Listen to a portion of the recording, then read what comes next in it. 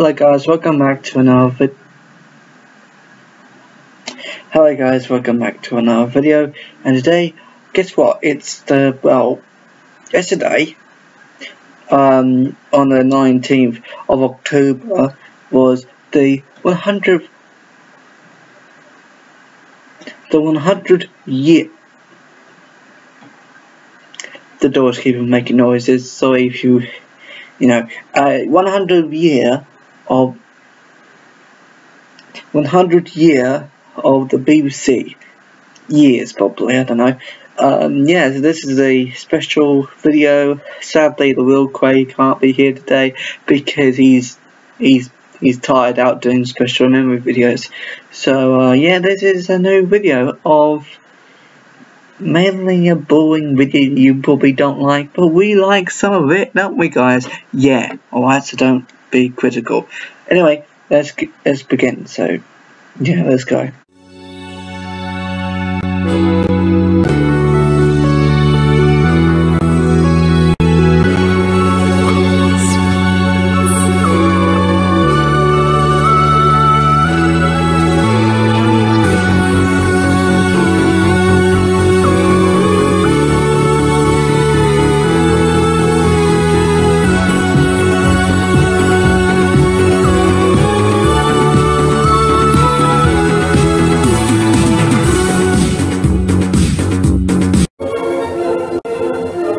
Vision and sound are on. The station goes on the air.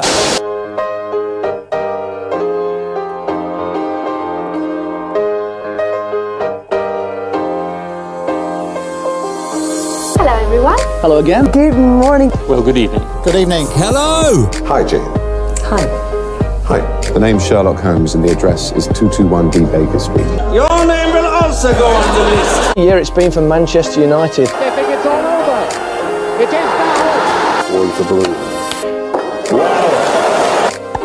That's it. Game, 7 match. He's a double Olympic champion. What do you think?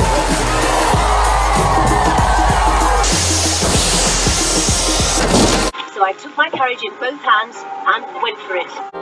150 million kilometres away in that direction is the setting sun. This extraordinary creature is half blind. I mean, we have to make major changes to the way we live. And that's why you've done such a lot. Pardon me. What is it like being a dog? I can only see in black and white. It's a dog thing, but I don't have to pay the full TV licence. Exactly right. Well done, Russell. You're fine. Oh! All right, me darlings! No. Okay, stop with the Teletubbies. I do not like the Teletubbies. If you like the Teletubbies, guys, you've got something wrong with you guys, because Teletubbies is not appropriate for all ages. It's only appropriate for kids. So technically, I don't know why you got it on television, but that was mainly in the 2000s and the 90s, and not in the 2020s, because the Teletubby babies is now a thing. Don't know why, but anyway, let's go. Surely we're all committed to the European ideal. The Prime Minister. Oh, how can you stay mad at someone who's so... Horrible histories. That's probably because you're mad, sir. Blackadder. Are you ready for an adventure? No. I need to see Dr. Turner. Now, please. This, my sweet, is a letter from my solicitor. Exterminate!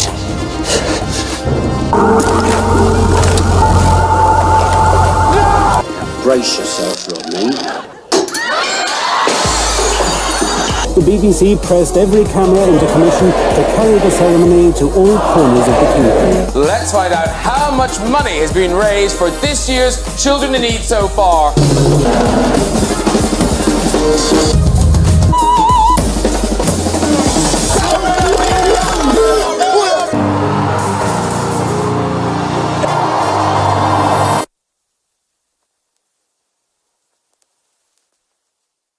So yeah, it's been 100 years, obviously, for the BBC in general, so it could be anything. And yeah, so obviously this is not really. Okay, I'm not sure when this video is going to be released, around like November time, December time, or October time. So I'm not sure when this is going to be released. But anyway, this is 100 years of the news and no, the BBC. Sorry, I don't know why I said news. But anyway, yeah. So yeah. Hopefully this video will be extra special. I'll put it to the special videos. You know, when I have special videos in general, I'll put it to that playlist probably, or series, I don't know. But yeah, I haven't really noticed it until yesterday. So yeah, okay, now we're going to react to some videos by the BBC, and let's go. Thank you also for subscribing. You know, one of you lot. Thank you very much for subscribing. I'm just saying it out there because I might not say it later on in the video. So thank you very much for subscribing to me, and I really appreciate it. Anyway, let's go. You clearly cannot in this short film show you examples of all the different types of program which we broadcast. Really? They're astonishingly varied, but here's an impression of some of them, beginning with Picture Page in its original 1937 form. Why? BBC Television. This is the switchboard of Picture Page, a topical magazine introducing visitors, type, and personality. You're through. You're looking at Type Major Massey, the bagpipes man from Trafalgar Square. This is all goofy, isn't it? Now look here. I have not come here to be made a laughing stock. No, please, please. Remember where you are and temper your hilarity with a modicum of I'm sorry, guys. Door, shut up. Stop. Thank you. If you hear a door in the background, I'm not sure if you can, but I definitely have a door right here that you can't really see. But this door is winding me up the wall because every time I do something, all I hear is this sound.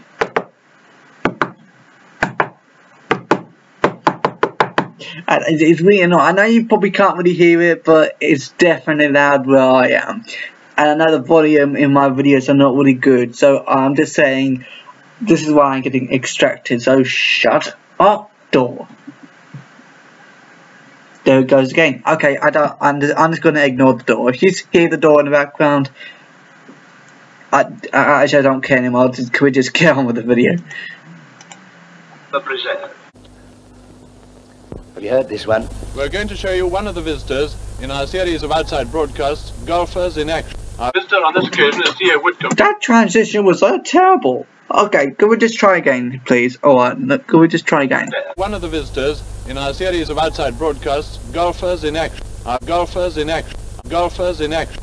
Golfers in Action. Golfers in Action.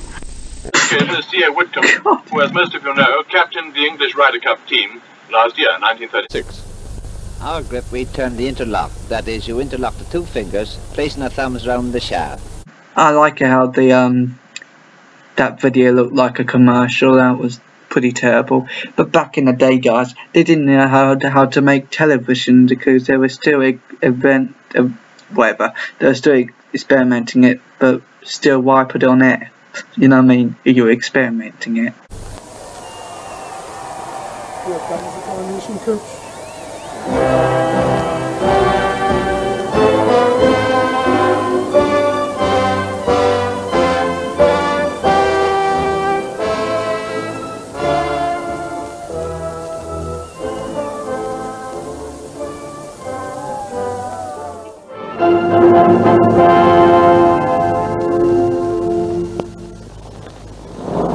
Good afternoon, everybody. How are you? Do you remember me, Jasmine Blythe? Well, here we are after a lapse of nearly 7 years, ready to start again. And of course, we're always terribly excited and thrilled that the great day has at last arrived when this station is once more ready to go on the air. Miser, miser, you're getting worse. Now take all the muck from out of your purse. Miser, miser, take a chance. Spend a few coppers on a romance. Bye, bye, shalom, bye. You'll be richer by and by. My, just you try. Then the gold won't satisfy. Miser, miser, growing old. Never took it right when you were told. Miser, miser, it's too late. Someone else is knocking at your gate. Let me welcome viewers in the West who have now joined us here in London. Secondly, let me admit that we are frequently accused of being over-frivolous in these television variety programs of ours. We now therefore proudly present an item in a rather more serious vein. The cameo of Cervantes' hero of classic Spain, Don Quixote de la Mancha. I'm looking for a knight to fight. Do you think that I might find one? Not too old, and not too bold. I wouldn't mind a blind one. Hello, everyone. Good evening, Muffin. It's very late. I think we'd better sing his tune. That ought to do the trick. Can you sing it with me? We want Muffin, Muffin the mule. Dear old Muffin, playing the fool. We want Muffin, everybody sing. We want Muffin the mule. Hello. And he looked at us and said, I can now reveal to you that we are a suicide battalion. There are? No, don't say that word on this YouTube channel. We cannot say that word on YouTube, but for some reason, well, we can say that word on YouTube. But what I'm trying to say is, this channel is for all ages, and you saying that word doesn't help. So, actually, what is this? Is this the BBC? Okay, this is the BBC. So, but as again, I don't know what anything is anymore when it comes to age restrict. You can hear like helicopters in the background. I'm so sorry, I just heard it out of thin air. But anyway, yeah, so that's kind of terrifying, especially for a celebration video. There are massed mortar brigades inland, trained on the beach. Some of those bombs are bound to fall short. Really? Nobody cares. Nobody cares. Nobody cares. You said that S word. Nobody cares. What the hell is this? Stop. Okay, this reminds me of those rubbish old-fashioned soap operas from the 1950s. Nobody cares. Nobody cares. Nobody cares at all. Nobody cares. Could we go on to the next one, please? You're still going. I don't know what's happening.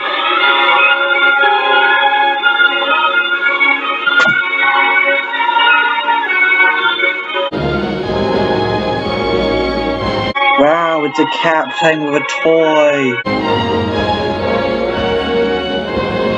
It's potaway. Whoopee. Keep fit. Oh, this is not a Tuesday. This is not when we do instructional videos. And stretch them straight. Bend them again. Now put them down. Count 8. Now stretch them quite as far as you can. Now bring them up again. Hello. Now this is the second exercise in our new Keep Fit supplement, Look Slimmer for Spring. Now if we're going to look slim and trim, we've got to think about good posture. Whatever our measurements, providing we hold ourselves beautifully. We must look slimmer and trimmer. 5 seconds. Stand by 2. Oh, stand by the gone. Okay, that's good. Stand by the cue, Richard. Superimpose.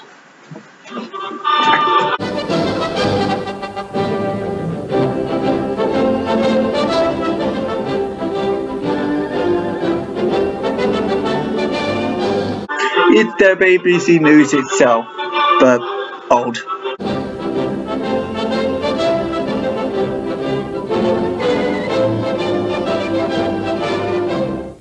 Mix through, cue on 2.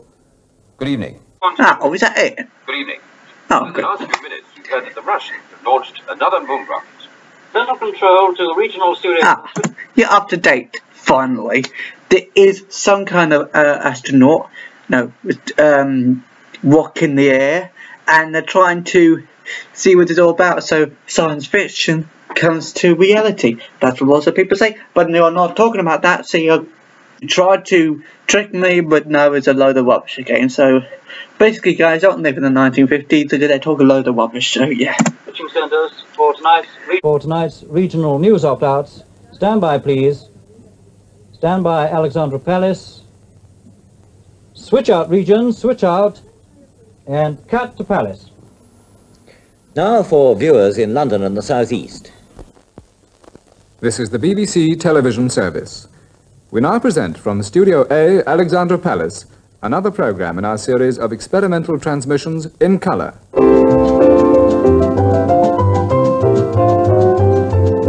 Early one morning, just as the sun was rising, I heard a maiden sing in the valley below. Oh, don't deceive me, oh, never leave me.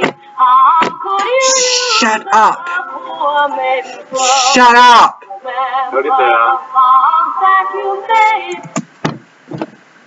This is the BBC.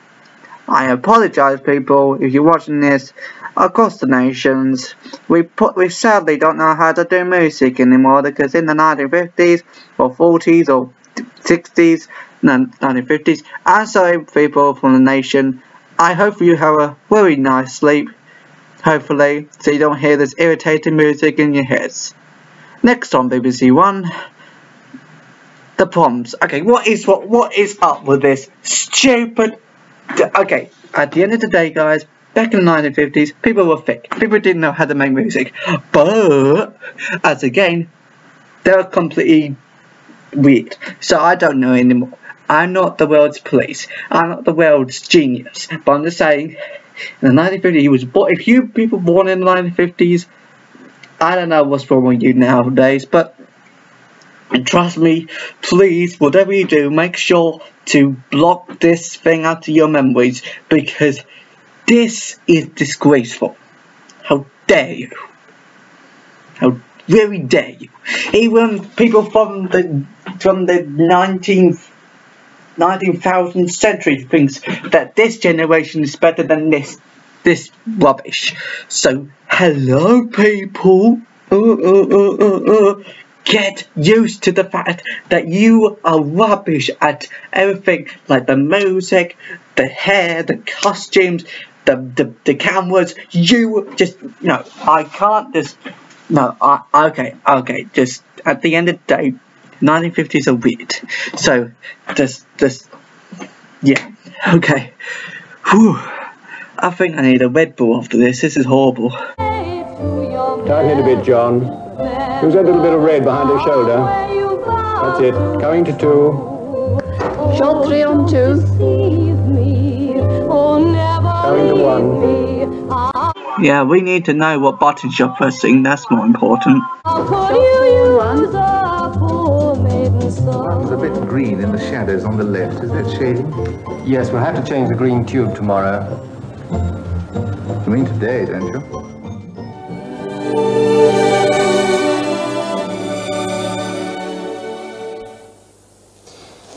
Well, good evening, and as I said a few minutes ago, only I understand nobody could hear me, welcome to BBC Two, from where it all began, here in Studio A in Alexandra Palace. Now it's the newsroom of Channel 2, and tonight of all nights there has been a loss of electric power at our main studios, the television centre. What? No, you're lying, mate, because if it was really important, now I'll say it right now, like, hello, this is the Wi-Fi, this is whatever, and you have to shut down your computers, you have to shut down your televisions, iPads, iPhones, you would say that. But no, it's a total fake thing, because if it was real, you would say that right now. But no, you're fake, you're stupid, you don't understand, so you obviously done this for the first time in your life, so because you wouldn't understand. Hey mate, hey, he's off again. He didn't mention about Wi-Fi. He didn't mention about the electricity. You didn't tell me about that, did you? No, or anything, because you're thick. How dare you work there if you haven't got much knowledge? Actually, I give up. Can we just go on to the next one? Okay, can we? No. Tell you what, you watch this rubbish, guys. I don't want to watch it. It's due, we are told, to a failure in a 60,000 volt feeder at Iva in Bucks. What did you say? At Iva in Bucks. Oh, Bucks. I thought you said something else then. Excuse me, just like Channel 1. Hello? Channel what? What? Unlike Channel 1, there's nobody there. There's nobody dead on Channel 1. That's a little bit terrifying, actually. The power failure halted underground trains. Let's try again. Hello? Okay, this is not a comedy. This is supposed to be the BBC 2, for heaven's sakes. That's why if I'm too close to the screen, guys. I really have to concentrate, and I can't really hear anything because 1950s rubbish is not really, you know, clear. Excuse me, just like Channel 1. Hello? Unlike Channel 1, there's nobody there. Some tape handed to me now. Widespread electricity failures reported in London tonight.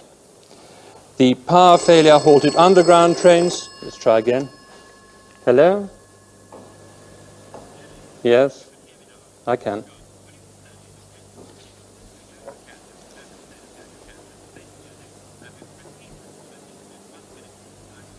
Mm-hmm. Right you are. Right. Goodbye.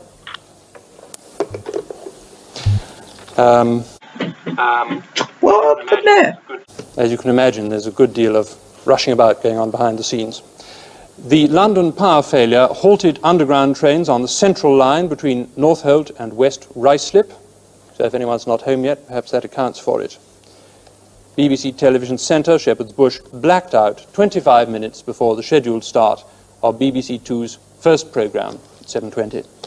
Well, some... Take the top off, take the top off, take the top off. Take the top off. Look at that. Take the top off. Yes, do I, so do I.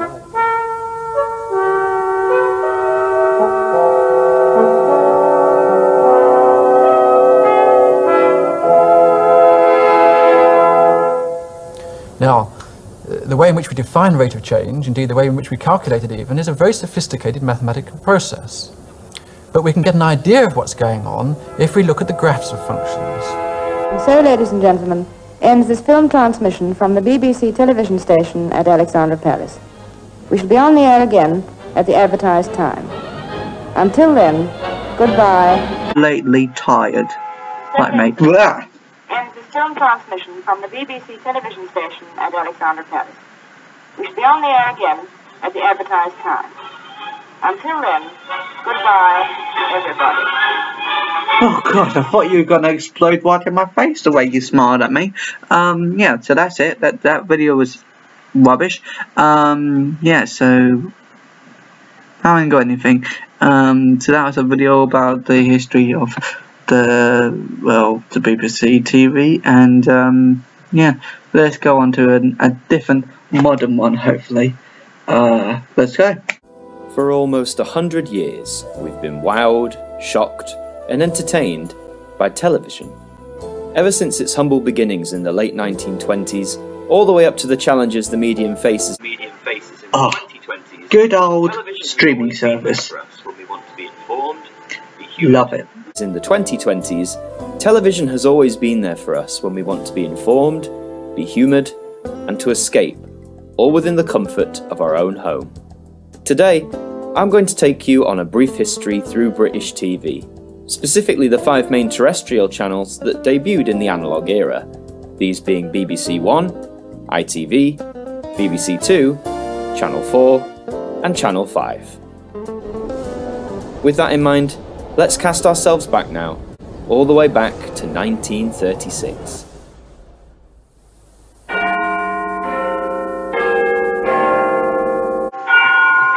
Okay, will you stop that, please? You're giving me some kind of headache. Please, could you just... This is the BBC Home Service. After being established in 1922, the BBC had built up a successful service and reputation in the medium of radio. Stop. Radio was booming in the 1920s. But that very same decade, Scottish inventor John Logie Baird also helped invent a brand new entertainment medium. Yeah, like we have to know that for some reason. Successfully debuted in early 1926. However, this didn't instantly mean everyone could go and buy one of these new machines from the shops. In fact, it would be another decade before a television service became available to consumers. The BBC expanded their operations from being solely focused on radio into the world of television, and on the 2nd of November 1936, the BBC television service was launched, becoming the first television service in the world to debut to the public. The station goes on the air.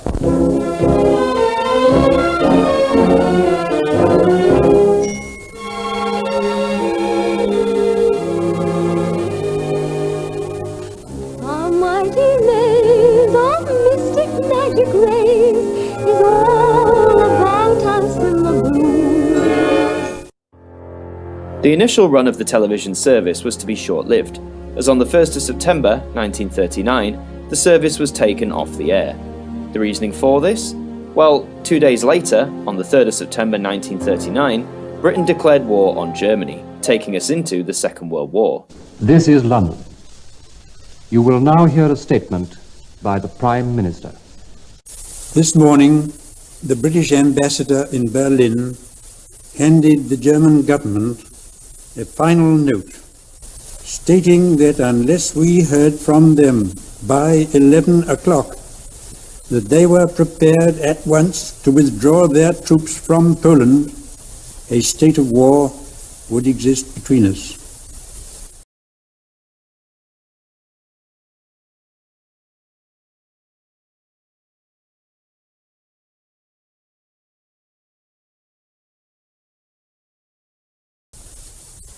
It was believed that the VHF transmitters used for television would actually help the enemy, guiding them towards potential bombing targets in London. So this was a primary reason for television going dark, as well as the need for many of the technical staff being required in some form for the war effort. The last programme shown was a Mickey Mouse cartoon. It's often debated as to which cartoon it was and when exactly transmission stopped, but that's a story for another day. 7 years passed by where there was no television broadcast in the UK. Eventually, after long last, on the 7th of June 1946, the BBC television service went back on the air, with one of the original announcers, Jasmine Bligh, making the following announcement. Good afternoon, everybody. How are you? Do you remember me, Jasmine Bligh? Well, here we are after a lapse of nearly 7 years, ready to start again. And of course, we're always terribly excited and thrilled that the great day has at last arrived when this station is once more ready to go on the air. Artists, cameramen, producers, team men, and all sorts of people are here ready to make this afternoon's programme. The BBC would continue to hold a monopoly on British television for another 9 years. In that time, its variety of programming was greatly expanded. From dramas and comedies all the way down to children's entertainment, including iconic shows such as Andy Pandy. Never heard of it. Never heard. Well, I heard this bit. I might react to that in the future, but at the moment I don't want to. Its first mainstream ident. On the 2nd of December that year, a symbol appeared on viewers' screens. A symbol that would be shown between all BBC programming, as opposed to an ever-changing lineup of test cards and corporate symbols. The Batwings, as they became known, presented a defining image, one that is still remembered by many today. Don't care, darling. Would go on to inspire other I don't really care, you know. all their own. No, Funnily enough, don't the care. man who constructed the Batwings, Abram Well, we do care, but we not want to know. being a So, mechanical model, shut was up. prone to breaking down. Shut Said that up. after Shut filming one up. successful Okay, rotation of the model okay, on air, with you. the whole thing broke down. Talk about a good twist of fate. The BBC's monopoly on television came to an end on the 22nd of September 1955. On that day, a brand new television channel was introduced, for it marked the first day of independent television, better known as ITV.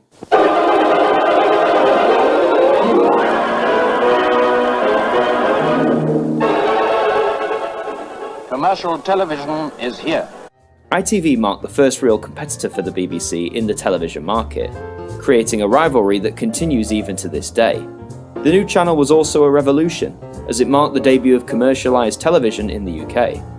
The first advert to air was for some toothpaste. How simple. It's Gibbs SR toothpaste, the tingling fresh toothpaste that does your gums good too. The tingle you get when you brush with SR is much more than a nice taste, it's a tingle of health. It tells you something very important, that you're doing your gums good and toughening them to resist infection. And as this chart shows, gum infection is the cause of more tooth losses than decay itself. The tingle in SR comes from sodium ricinoleate, a substance which both dental research and years of use in dental practice have shown to be good for the gums.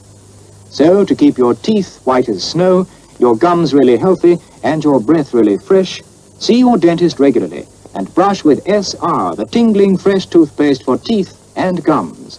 Gibbs SR.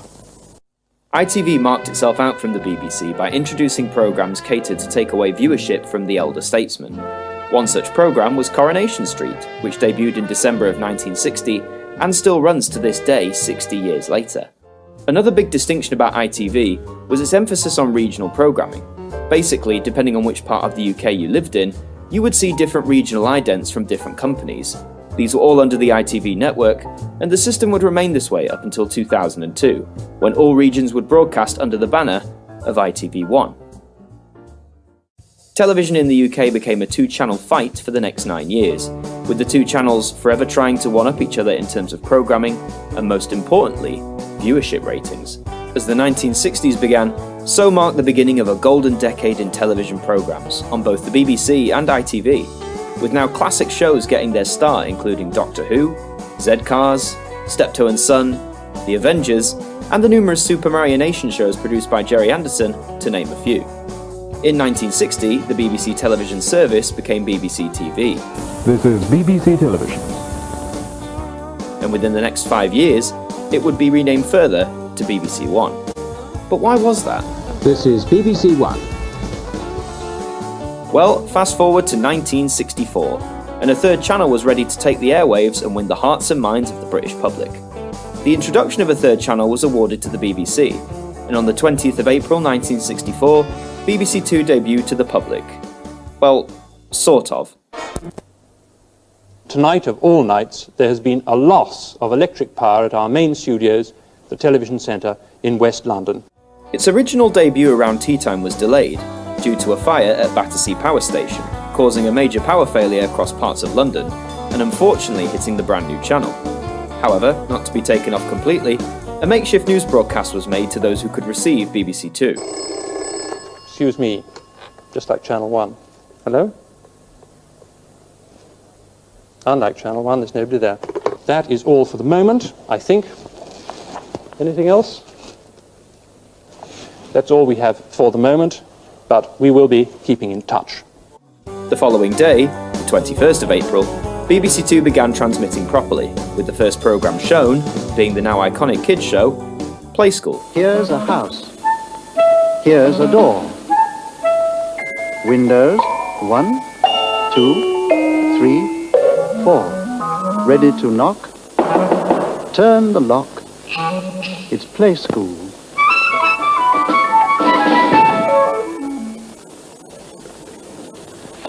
Hello, I'm Virginia.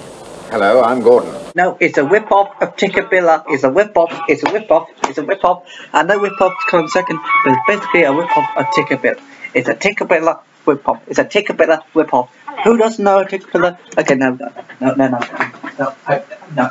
You haven't seen Tickabilla as a kid. You must see this. If you lived in those times, you are basically gonna sue Tickabilla. Tickabilla is now suing you because you're ripping off its show. Who dare you do that to me? And all the other people who grew up with Tickabilla. How dare you? How dare you? You twits. Play School. Meh. Tickabilla will go down in history. Play School? No, because it's a rip-off. Tickabilla, Tickabilla, fun for you and me. Tickabilla, Tickabilla, watch and you will see. Things to do, people to meet. We've got the whole world at our feet. At Tickabilla, Tickabilla, it's a wonderful place to be. You might think it's from earlier times, but no, who created it first?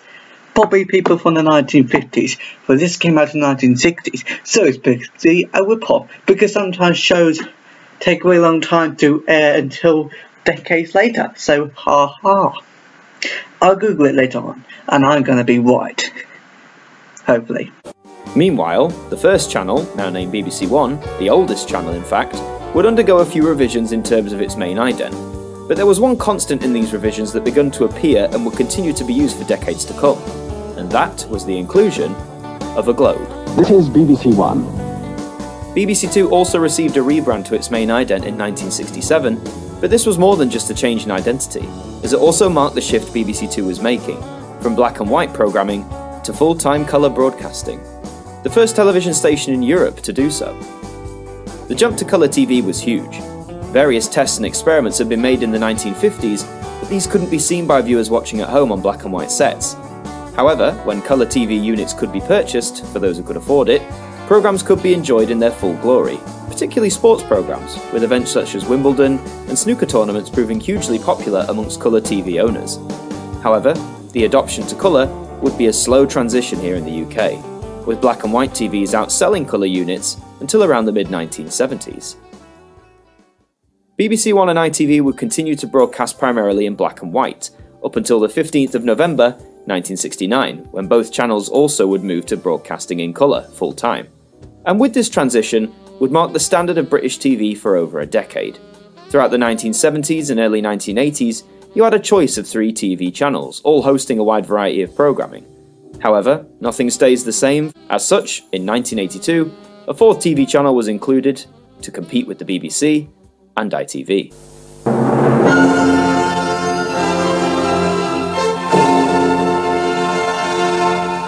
Good afternoon. It's a pleasure to be able to say to you, welcome to Channel 4. Channel 4 launched on the 2nd of November 1982, the very same day that the BBC kick-started UK television 46 years prior. The new channel made a deliberate aim to offer programming that really was new and different, stuff you would never consider seeing on its 2 rivals. Its first programme, however, was a game show, Countdown, a show which still airs today, and as of this video has broadcast over 7,000 episodes.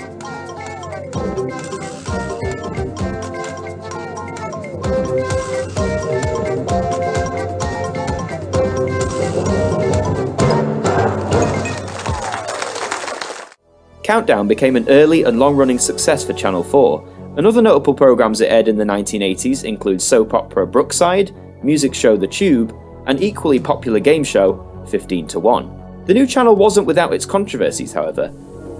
From time to time, in the late evening, Channel 4 transmits films made for the cinema, which some viewers may find a bit strong for television.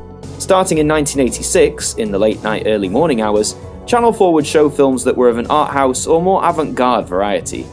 To warn viewers of this, a red triangle was flashed up on screen, and then would remain on screen in a smaller size throughout the film. This attracted considerable attention from television activists, and despite strong viewing figures initially, these types of films were quickly phased out of Channel 4 within a year. An interesting footnote in television history, and one that exemplifies how Channel 4 attempted to stand out amongst the gradually expanding UK television market. The last main terrestrial channel to debut in the UK would be Channel 5, which would begin transmission on the 30th of March 1997.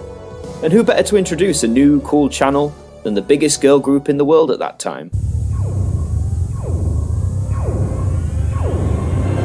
Welcome, it's 6 o'clock on Sunday, March the 30th, and this is 5.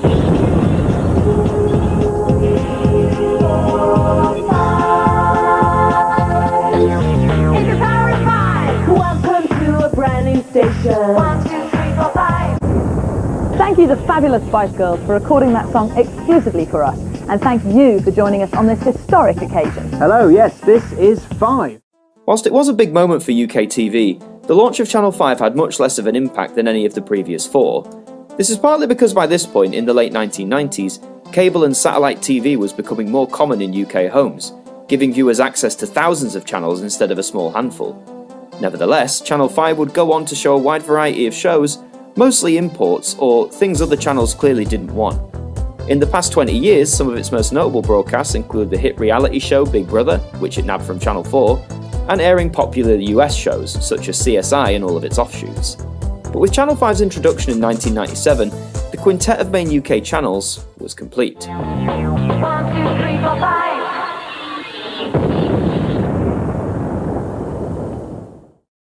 And that, in a nutshell, is a brief history of British television. We've looked at the 5 main channels that occupy the UK airwaves and learned a little bit about them and how they've managed to carve their respective places within television history. Anyway, thank you very much for watching this video, and I'll see you all next time. And yeah, this is the 100th I know this is all about BBC 2, BBC 3, BBC 4, BBC 2, ITV, whatever, but I know we're supposed to be focused on the BBC, but I just felt like that video was appropriate, so yeah. So anyway, I'll be going, and I know Greg should have done this special, but I don't think he's really bothered actually. So yeah, thank you very much for watching this video, and I'll see you next time. I know I already said that, but I'm going to say it again. Bye.